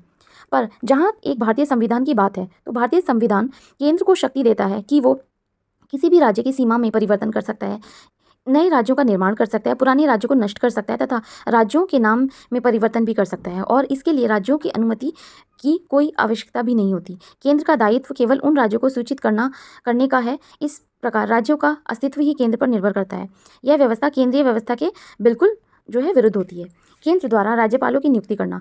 राज्यपाल जो कि किसी राज्य का संवैधानिक प्रमुख होता है, उसकी नियुक्ति राष्ट्रपति केंद्र सरकार की सलाह पर करती है। इसका अर्थ यह हुआ कि सभी राज्यों को जो जितने भी प्रमुख केंद्र द्वारा नियुक्ति पाते हैं, तो ऐसे में वे केंद्र के प्रति निष्ठा भाव रखते हैं, और इसके माध्यम से केंद्र राज्यों की राजनीति में हस्तक्षेप कर पाती है। तो ऐसे में ही संघीय व्यवस्था का उल्लंघन होता है, जब किसी राज्य प्रमुख की नियुक्ति ही केंद्र द्वारा की जाती है। तो जितने भी आपने देखा होगा कि जितने भी राज्यपाल होते हैं, तो एक राज्यपाल जब कोई नई गवर्नमेंट आती है, तो जो उनके लिए बहुत खास होते हैं, वहाँ पे उस राज्य का राज्यपाल बनाया जाता है, बिकॉज जो गवर्नर होते हैं वो उस स्टेट की जो रिपोर्ट्स होती है वो सेंटर को देते हैं। तो यानी कि जो स्टेट में क्या चल रहा है, और वो भी एक कंट्रोल बिठाना, अपने ही मतलब अपने ही लोगों को बिठाना, इनडायरेक्टली एक हिडन तरीके से बिठाया जाता है। तो उससे क्या होता है कि उस राज्य पे जो है कंट्रोल होता है सेंटर का। अब आती है राज्य आपातकाल राष्ट्रपति शासन, यानी कि 356 की बारी, और ये जो है बहुत बार सेंटर जो है इसका मिसयूज़ करता है, और बहुत सारे स्टेट्स में जो है ये लगा दिया जाता है राष्ट्रपति शासन। सो यदि राष्ट्रपति को महसूस हो जाए कि किसी राज्य का संवैधानिक तंत्र विफल हो गया है, यानी कि कॉन्स्टिट्यूशनल मशीनरी जो है फेल हो गई है, तो राष्ट्रपति उस राज्य में राष्ट्रपति शासन लगा सकता है। इसके अलावा यदि उस राज्य के मुखिया अर्थात राज्यपाल को ही महसूस हो जाए कि उस राज्य का संवैधानिक तंत्र विफल हो गया है, तो राज्यपाल की राष्ट्रपति से उस राज्य में राष्ट्रपति शासन लगाने की जो अनुशंसा कर सकता है। यहाँ दोनों की स्थितियों में राज्यों को समस्या हो सकती है, क्योंकि अभी अपने ऊपर देखा राज्यपालों की नियुक्ति केंद्र द्वारा करवाई जाती है। ऐसे में वो राष्ट्रपति को केंद्र के प्रभाव में गलत अनुशासन कर सकता है। इसीलिए राज्यों को जो आर्टिकल 356 है उसकी विशेष समस्या रहती है, क्योंकि केंद्रीय सरकारों ने कई बार अपने हितों को साधने के लिए इसका दुरुपयोग किया था।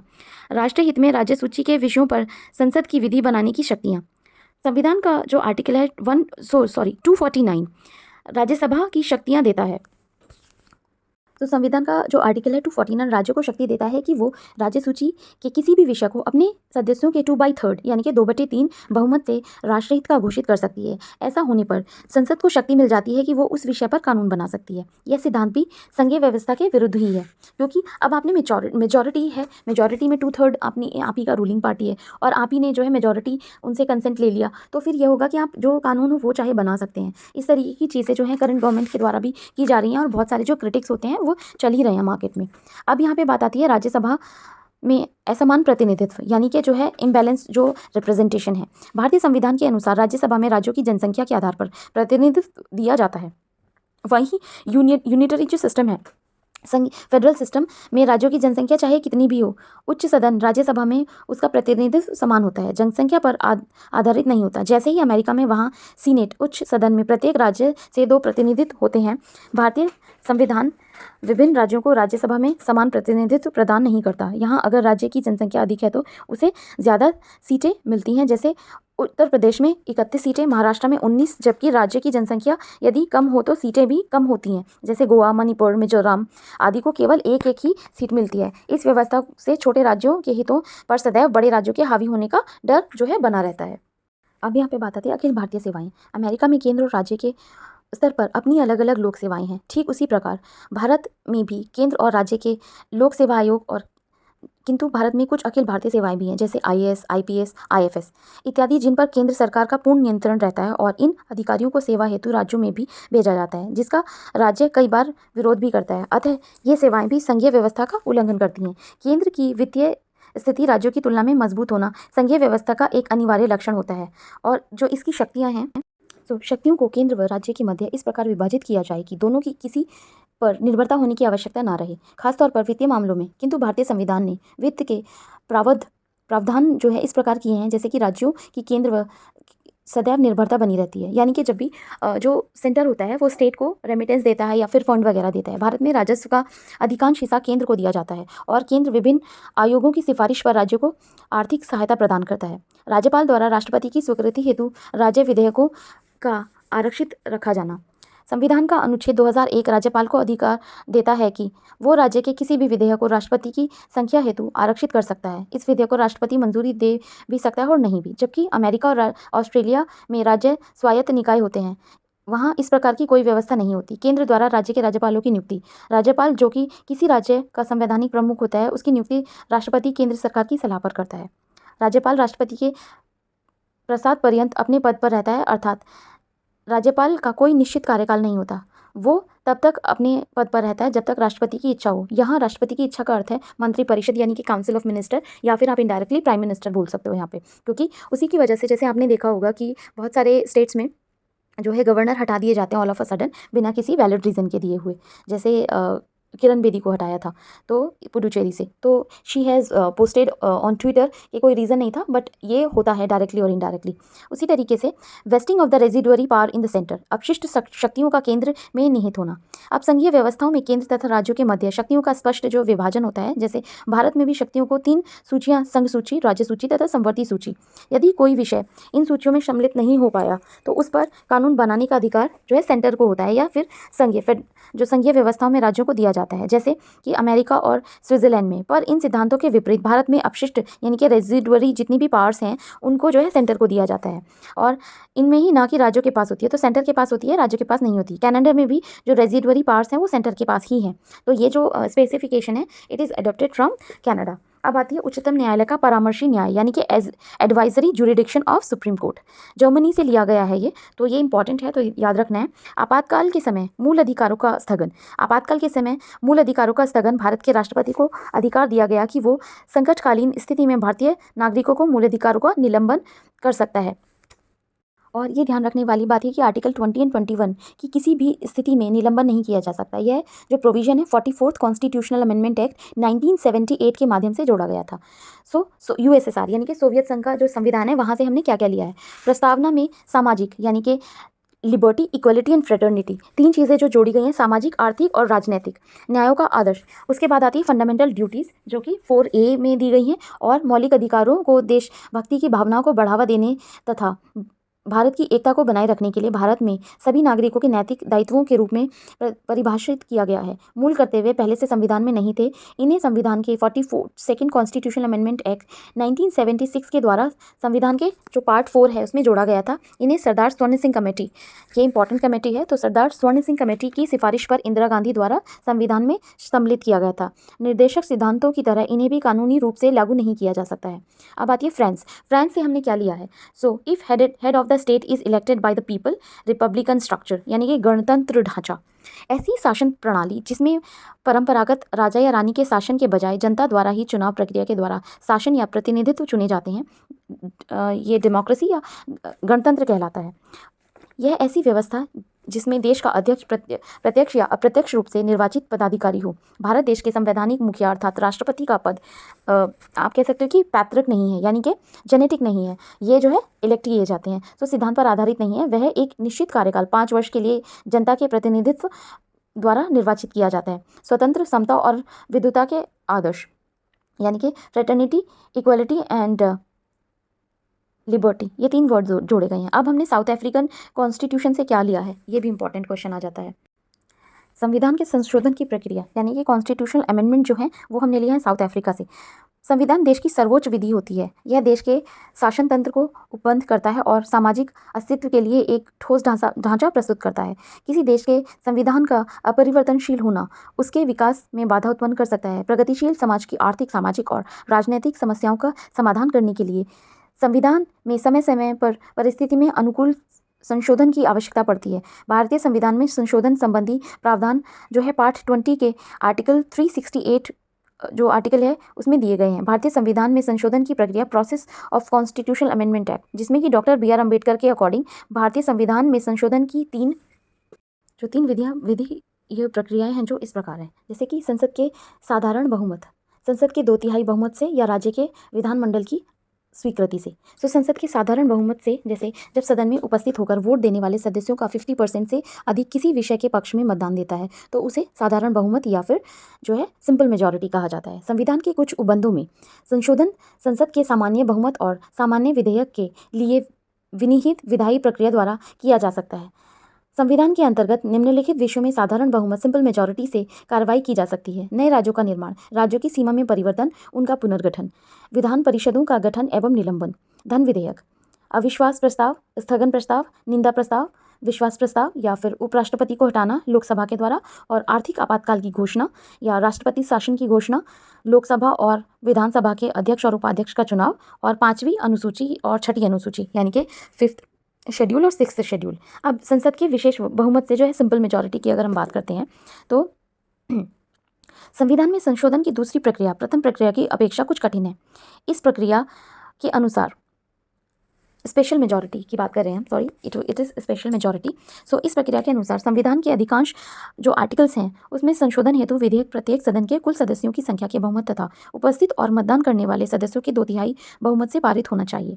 इसके पश्चात उसे राष्ट्रपति के पास स्वीकृति के लिए भेजा जाता है और राष्ट्रपति की स्वीकृति से संविधान में संशोधित हो जाता है। संविधान के अधिकांश अनुच्छेदों में संशोधन इसी प्रक्रिया के अनुसार होता है। उदाहरण के तौर पर जैसे फंडामेंटल राइट्स, राज्य के नीति निर्देशक तत्व यानी कि DPSPs, directive principles of state policies. अब यहाँ पे बात आती है राज्यों के विधानमंडल की स्वीकृति से संविधान के उन अनुच्छेदों में संशोधन के लिए वो संघात्मक ढांचे जैसे केंद्र राज्य संबंधों पर आधारित वे संबंधित हैं, उसमें संविधान के लिए इस प्रक्रिया को अपनाया जाता है। यह प्रक्रिया अमेरिकी जो कॉन्स्टिट्यूशन है, अमेरिकी संविधान के संशोधन के जैसी ही है और उपर्युक्त 2 प्रक्रियाओं से अधिक मुश्किल और जटिल है। इस प्रक्रिया के अनुसार संविधान में संशोधन विधेयक संसद के दोनों सदनों के बहुमत के साथ उपस्थित और मतदान करने वालों का 2/3 बहुमत से पारित होना चाहिए। इसके साथ ही कम से कम 50% राज्यों के विधानमंडलों द्वारा इसका अनुमोदन किया जाना चाहिए। इसके पश्चात ही वह संविधान संशोधन विधेयक राष्ट्रपति के पास स्वीकृति के लिए भेजा जाएगा और राष्ट्रपति की स्वीकृति मिलने पर संविधान में संशोधित हो जाएगा। ऐसे विषय जिनमें संशोधन इस प्रक्रिया द्वारा होगा इस प्रकार है, जैसे 7th शेड्यूल में संशोधन हेतु राष्ट्रपति के लिए निर्वाचन में संबंधित और संघ की कार्यपालिका शक्ति से संबंधित राज्यों की कार्यपालिका शक्तियों के विस्तार से संबंधित संघीय न्यायपालिका से संबंधित अनुच्छेद। उपर्युक्त प्रक्रियाओं से यह पता चलता है कि भारतीय संविधान में संशोधन बहुत आसानी से नहीं हो सकता, किंतु इतना कठोर होने के बावजूद भी प्रधानमंत्री इंदिरा गांधी ने जो 42nd कॉन्स्टिट्यूशनल अमेंडमेंट एक्ट है 1976 का, उसके माध्यम से संविधान में 60 से अधिक संशोधन कर दिए थे। इसीलिए 42nd जो कॉन्स्टिट्यूशनल अमेंडमेंट एक्ट था उसे जो है लघु संविधान भी कहा जाता था, यानी कि मिनी कॉन्स्टिट्यूशन। राज्यसभा के सदस्यों का निर्वाचन भारत में जहां सभी चुनाव गुप्त मतदान प्रणाली पर आधारित है, वहीं राज्यसभा का चुनाव जो है खुली मतदान प्रणाली पर आधारित है और खुली मतदान प्रणाली से सभी मतदाताओं को अपना मत दिखाकर डालना होता है। खुली मतदान प्रणाली केवल राज्यसभा के निर्वाचन में ही अपनाई जाती है। प्रत्येक राजनीतिक दल जिसके विधायकों के रूप में सदस्य हैं, यह पता लगने के लिए अपना एक केवल राज्य के अपना प्रत्येक राजनीतिक दल यह पता लगाने के लिए अपना एक प्राधिकृत एजेंट नियुक्त कर सकते हैं कि उसके सदस्य विधायकों में जिसको मत डालना है, प्राधिकृत एजेंट रिटर्निंग अधिकारी द्वारा मतदान केंद्रों के भीतर उपलब्ध कराई गई सीटों पर बैठेंगे। उन विधायकों जो राजनीतिक दलों के सदस्य हैं वो अपने मतपत्र पर निशान लगाने के बाद और मत पेटी में डालने के पहले अपने अपने दल के प्राधिकृत एजेंट को यानी कि जो रिटर्निंग ऑफिसर्स हैं उनको चिन्ह पत्र दिखाना आवश्यक होता है कि जो है पार्टी किसको सपोर्ट कर रही है। तो ये जो थे स्पेसिफिकेशन थे और क्वासी फेडरल जो स्ट्रक्चर है उसके लिए तो कुछ स्पेसिफिकेशन जो मैंने रिप्रेजेंट किए हैं स्केच यानी कि पेन से, तो उसके बारे में अब हम बात करते हैं। तो कुछ फिगर्स हैं वो काफ़ी ज़्यादा इंपॉर्टेंट है, सो आप इनकॉर्पोरेट कर सकते हो अपने नोट्स में। अब इस फिगर में हम बात करते हैं आर्टिकल 3 की, चेंज नेम वगैरह चेंज करना, बाउंड्री ऑफ स्टेट। तो ये जो पावर दी गई है आर्टिकल 254 जो बात करते हैं 52 subject under this article if there is a clash between the centre and state, तो सेंटर के जो लॉज होंगे वो प्रिवेल करेंगे। आर्टिकल 356 बात करता है प्रेसिडेंशियल जो पावर्स होती हैं और उसमें जो है प्रेसिडेंट जो इमरजेंसी पावर है उसके लिए प्रेसिडेंट डिसीजन लेते हैं। उसके बाद आता है appointment of governor by centre, single citizenship और सिंगल कॉन्स्टिट्यूशन एंड जुडिशरी। उसके बाद आता है article 201 governor can send any amendment bill to president for his जो एडवाइस और उसके लिए जो है दिया जाता है। तो ये कुछ सब्जेक्ट्स हैं जैसे कि यूनियन लिस्ट में करंट में 98 सब्जेक्ट हैं, स्टेट लिस्ट में 59 सब्जेक्ट हैं और कंकरेंट लिस्ट में जो है 52 सब्जेक्ट्स हैं। तो ये जो है सारी चीज़ें दी गई हैं। आर्टिकल 249 अगर राज्यसभा चाहे तो स्टेट लिस्ट के किसी भी सब्जेक्ट में कानून बना सकता है और राष्ट्रहित को घोषित कर सकता है। उसमें कुछ और इंपॉर्टेंट चीज़ें हैं। 2/3 मेजॉरिटी से राष्ट्रहित के लिए किसी स्टेट में सब्जेक्ट को भी और उसमें जितने भी कानून हैं उसको बनाने के लिए अलाउ कर सकता है और ये जो है उसी तरह से एक्शन मिल जाएगा। अब ये वाली जो फिगर है ये बहुत ज़्यादा इंपॉर्टेंट है। अब फेडरेशन वाली फिगर आपने देखी होगी कि स्टेट जो है ओपन, जो कोई बाउंड्री ऐसे नहीं है कि बाहर की तरफ जो है अंदर गैप है। तो ये गैप दर्शाता है कि जो स्टेट्स हैं वो फेडरेशन में संघात्मक में एक साथ रहेंगी, यानी कि संघ है प्रॉपर और स्टेट अलग अलग हैं। उसी तरीके से जो यूनिटरी फीचर में जो है संघ के जो आ भी सकते हैं और जा भी सकते हैं, फेडरेशन में ऐसा नहीं है। तो जो इंडिया है क्योंकि सेंटर जो बीच वाला पार्ट है वो सेंटर है और जो एरो से दिखाए गए हैं वो स्टेट है और बाहर की जो बाउंड्री वॉल है फेडरेशन में उसको क्लोज किया गया है और जो कन्फेडरेशन है उसमें क्या है ओपन किया गया है, यानी कि गैप दिए गए हैं डॉट से। तो ये चीज़ दर्शाती है कि जो फर्स्ट है ना संघ का विनाश हो सकता है और ना ही बाहर किए जा सकते हैं, यानी कि इंडिस्ट्रिक्टेबल स्टेट्स एंड इंडिस्ट्रिक्टेबल यूनियन। अब अविनाशकारी राज्यों का विनाशी संघ, इसमें यानी कि जो स्टेट्स हैं वो अपनी मर्जी से आ तो सकते हैं पर जा नहीं सकते।